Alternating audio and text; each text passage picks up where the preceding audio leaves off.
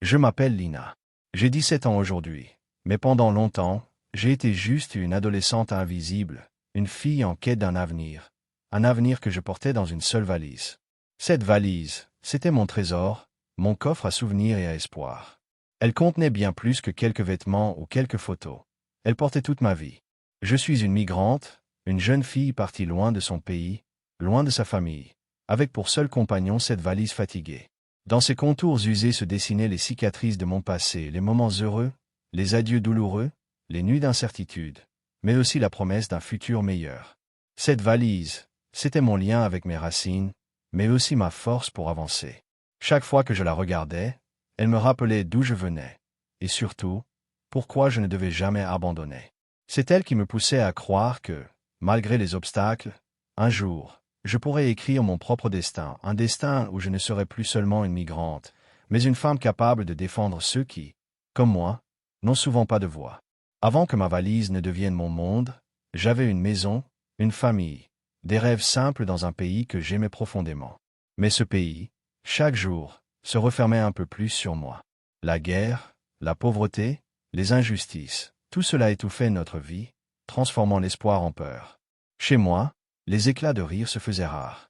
Mon père travaillait sans relâche pour nourrir la famille, ma mère veillait sur mes petits frères avec une inquiétude constante. Moi, j'étais une adolescente qui voulait juste apprendre, grandir et rêver comme tous les autres enfants. Mais le vent de l'exil soufflait déjà. La décision de partir n'a pas été un choix. C'était une nécessité. Quitter le pays signifiait tout abandonner, mes amis, mes habitudes, ma famille. C'était laisser derrière soit les murs familiers, les parfums de l'enfance, les repères. Mais rester signifiait mourir à petit feu.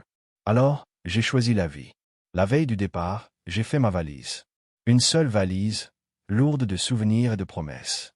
J'y ai mis mes vêtements les plus chers, des photos de ma famille, un carnet où j'écrivais mes rêves. Je voulais emporter un peu de moi-même, un morceau de mon passé pour m'aider à avancer. Cette valise était tout ce que j'avais. Elle représentait mon passé, ce que j'avais été, mais aussi mon avenir, ce que je voulais devenir.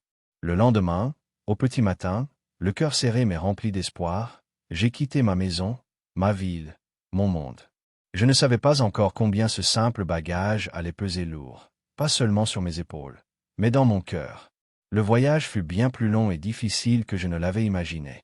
Chaque pas vers l'inconnu me séparait un peu plus de mon passé, mais aussi, paradoxalement, me rapprochait de ce futur que je voulais bâtir. Ma valise, lourde et fatiguée, devenait le seul repère tangible dans ce flot d'incertitude. Je me souviens des nuits froides passées à la belle étoile, du poids des regards suspicieux, des passages clandestins où la peur était constante. Parfois, la faim me tenaillait, la fatigue m'écrasait, mais jamais je n'ai lâché prise. Cette valise était mon ancre, mon point d'attache dans un océan d'inconnus. Je me rappelle aussi des rencontres, souvent furtives, avec des personnes qui, elles aussi, portaient leurs propres valises pleines de douleur et d'espoir. Certains m'ont tendu la main, d'autres m'ont ignoré. Mais chaque rencontre, bonne ou mauvaise, renforçait ma détermination. La peur, elle, était une compagne fidèle. Peur de ne jamais arriver, peur d'être arrêté, peur d'être rejeté. Pourtant, à chaque instant de doute, je serrais la poignée de ma valise, comme pour puiser dans ce bagage invisible, fait de courage et de rêve. Ce voyage m'a appris la résilience. À chaque obstacle, j'ai découvert une force en moi que je ne soupçonnais pas. À chaque détour, j'ai réinventé mon espoir. Je n'étais plus une simple adolescente avec une valise, j'étais une combattante avec un but clair, atteindre ce pays où je pourrais, enfin, exister. Lorsque je suis arrivé dans ce nouveau pays, tout semblait immense, froid, et étranger. Les rues brillaient sous un ciel gris, les voix parlaient une langue que je ne comprenais pas, et chaque visage semblait indifférent, parfois même hostile. J'étais seul, avec ma valise comme unique compagnon, au milieu d'un monde qui ne semblait pas m'attendre. Le choc fut brutal. Ici, je n'étais plus Lina, la fille pleine de rêves et d'espoir. J'étais devenue une étrangère, une sans-papier invisible, une voix étouffée par la peur et la précarité. Les premiers jours, j'ai erré dans les rues, cherchant un refuge, une main tendue, un lieu où m'ancrer. L'école, pourtant, a été mon premier rayon de lumière. Même si la langue me résistait, même si chaque mot était une montagne à gravir, j'ai trouvé là un espace où apprendre, où exister autrement qu'en silence. Mais l'exclusion sociale était réelle. les regards pleins de jugement, les portes fermées, les barrières administratives. Chaque jour était un combat pour prouver que j'avais ma place. Ma valise restait à mes côtés, un rappel constant de ce que j'avais traversé et de ce que je voulais construire. Parfois, quand la fatigue ou le découragement me gagnait, je m'asseyais, je la regardais et je sentais cette force silencieuse me traverser. Elle me disait, « Tu as déjà fait tout ce chemin, tu peux continuer. » Dans ce pays où tout était nouveau, où l'accueil était souvent glacial, j'ai découvert une vérité simple mais puissante. La résilience ne se mesure pas à ce que l'on a, mais à ce que l'on fait avec ce que l'on a. Ma valise était peut-être vide de biens matériels, mais elle débordait de courage. Vivre sans papier, c'est vivre sans nom sur les registres, sans droit reconnu, sans protection. C'est avancer en silence, sans faire de bruit, comme si chaque pas pouvait être le dernier avant l'effacement. Chaque matin, je me réveillais avec cette peur au ventre. Et si aujourd'hui on me renvoyait? Et si tout ce que j'avais construit s'effondrait d'un coup? Je voulais étudier, travailler, devenir quelqu'un. Mais à chaque tournant, une barrière invisible se dressait devant moi.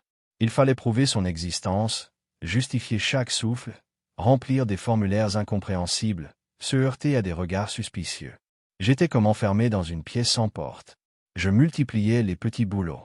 Nettoyage, cuisine, garde d'enfants, je faisais tout ce que je pouvais pour survivre, pour économiser, pour ne pas tomber. Je rentrais tard le soir, épuisé, mais je trouvais toujours la force d'ouvrir mes cahiers et d'étudier à la lumière d'une lampe. Parce qu'au fond, je savais que l'instruction serait ma délivrance.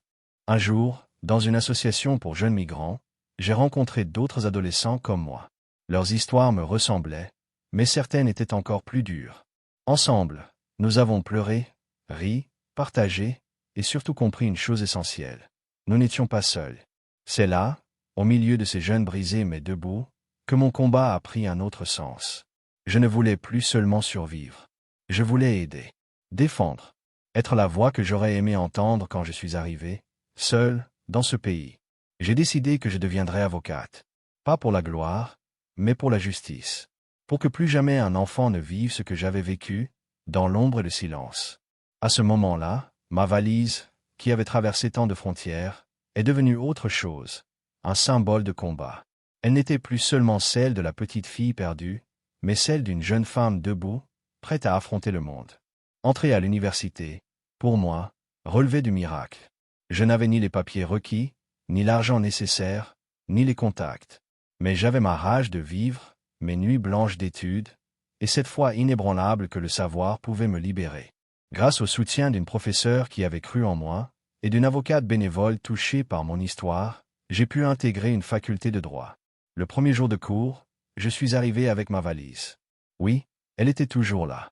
Non pas parce que je n'avais pas d'autre sac, mais parce qu'elle faisait partie de moi. Les autres étudiants me regardaient bizarrement. Ils avaient des sacs de marque, des ordinateurs dernier cri, des vis stables. Moi, j'avais ma valise cabossée et un rêve trop grand pour mes poches. Mais je me suis accroché.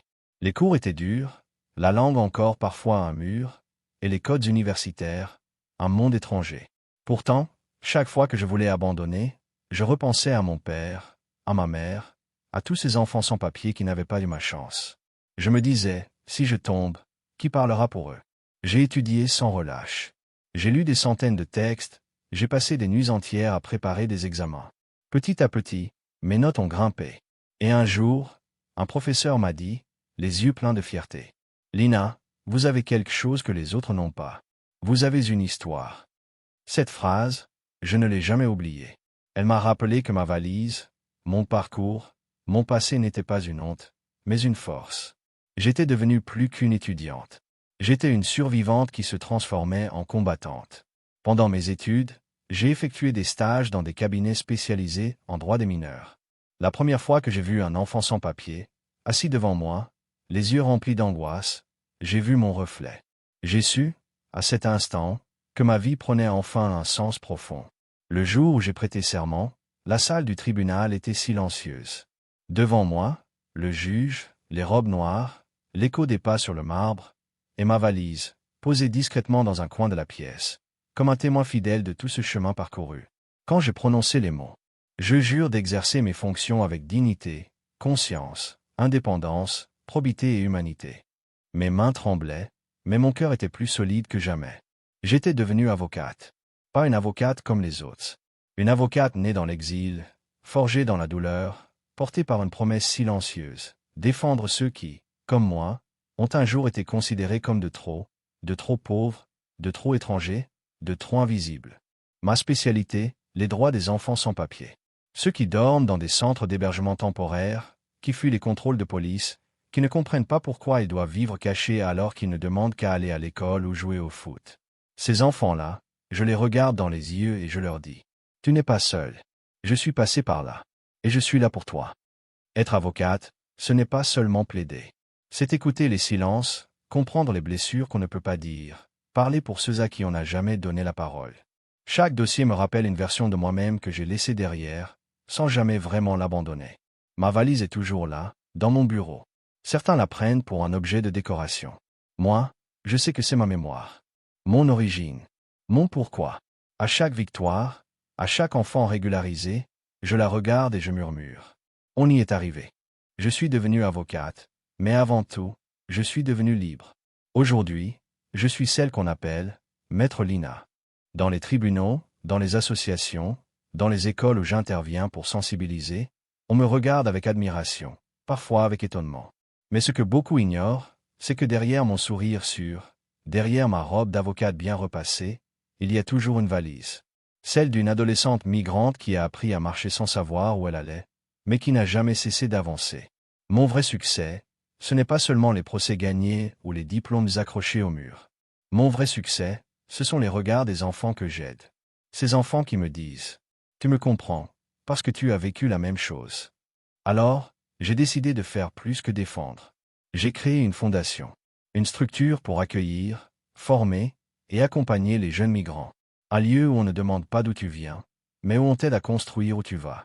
J'y ai mis une photo de moi à 14 ans, avec ma valise, comme un rappel. Si j'ai pu le faire, toi aussi.